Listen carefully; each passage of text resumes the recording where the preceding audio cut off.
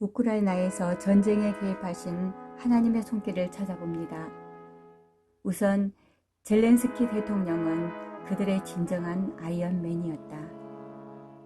그가 대통령이 되었을 때 그는 이렇게 말했다. 여러분 모두가 대통령입니다. 그리고 전쟁이 일어나자 지금은 여러분 모두가 군인이라고 말했다. 모든 사람이 기관총을 들 수 있는 것은 아니다. 여러 지역에서 합류하겠다고 했으나 인원이 충분하다고 했다. 그리고 조국을 돕는 다른 방법이 있을 테니 찾아서 하길 바랬다. 세계는 러시아가 우크라이나를 침략했을 때 젤렌스키 대통령을 겨냥해서 비웃기 시작했다. 제일 먼저 도망갈 거라고.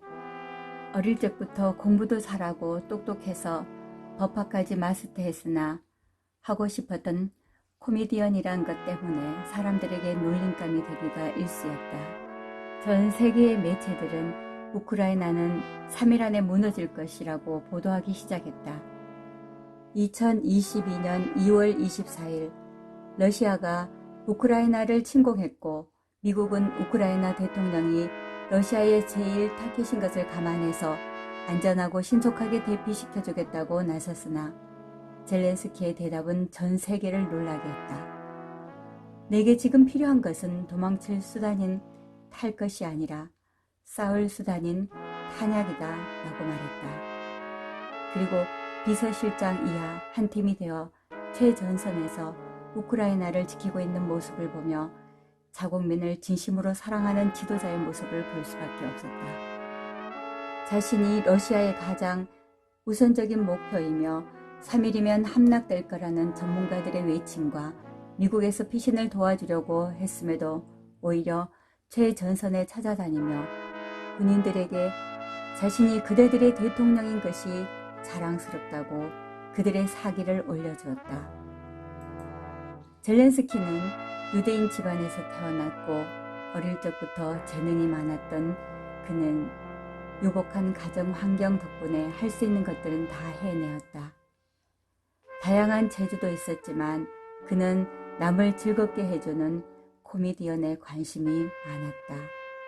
공부도 열심히 해서 키예프 국립경제대학교에 합격했고 이어 법학 석사까지도 취득해버렸다.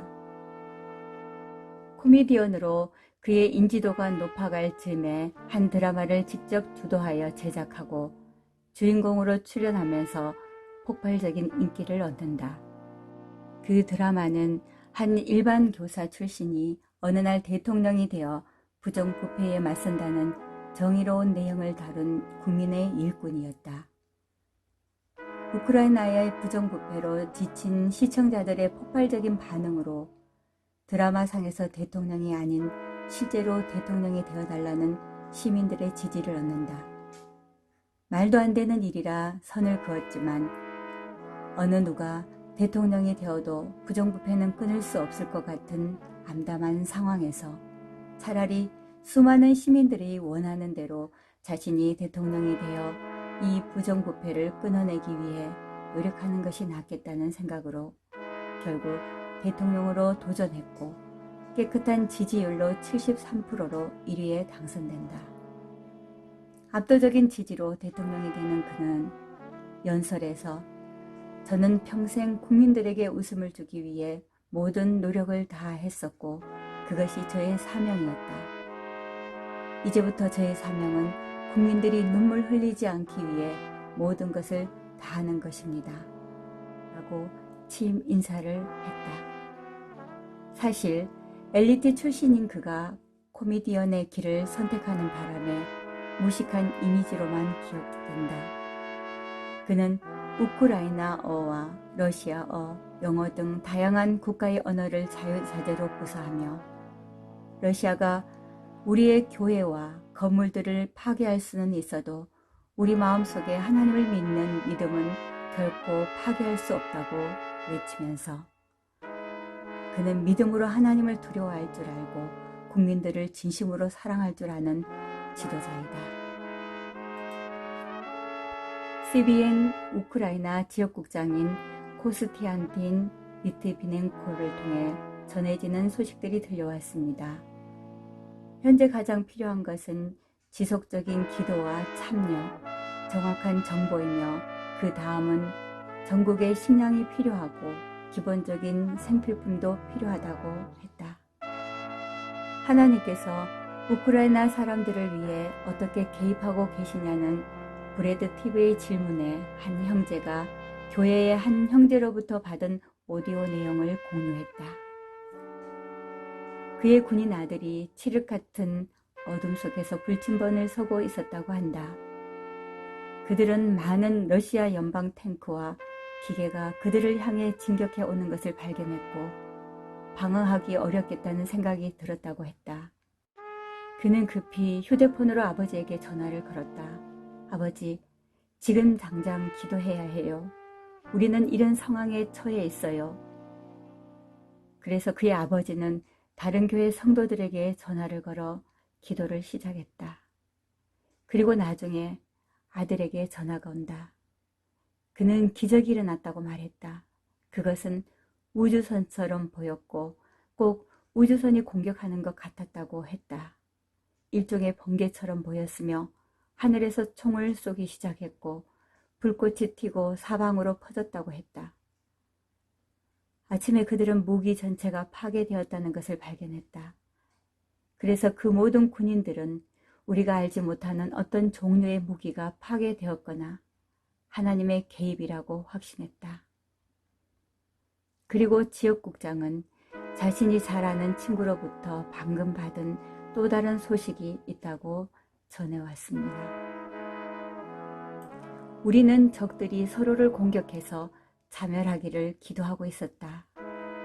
왜냐하면 하나님이 이렇게 하신 사건이 성경에 몇 번 나오기 때문이다. 다른 지역에서 러시아 군대가 작은 마을 하나를 점령하고 마을과 정부 청사의 깃발을 제거했다. 그들은 그 깃발을 탱크에 부착하고 진격하기 시작했다. 그리고 저녁 무렵에 그들은 다른 기갑 부대를 처음으로 만났다. 그래서 그들은 서로를 적이라고 생각하고 총을 쏘기 시작했다.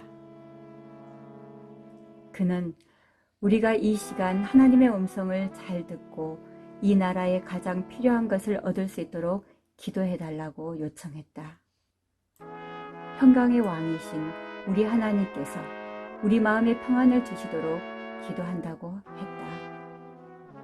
이 평강한 가운데 우리가 전쟁 중에도 하나님의 나라를 누릴 수 있는 방법과 도움이 필요한 다른 사람들에게 빛과 따뜻함을 나눠주는 하나님의 사랑과 손이 될 수 있도록 기도한다고 했다.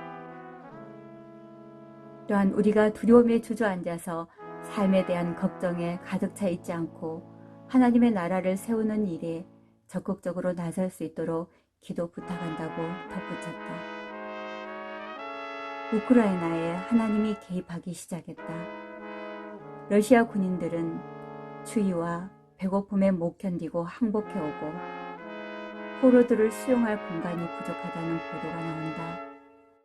러시아의 지도자를 잘못 만나 죽음의 선에 서 있는 불쌍한 청년들이 곧 우리들의 아들들이지 않은가를 생각해 본다.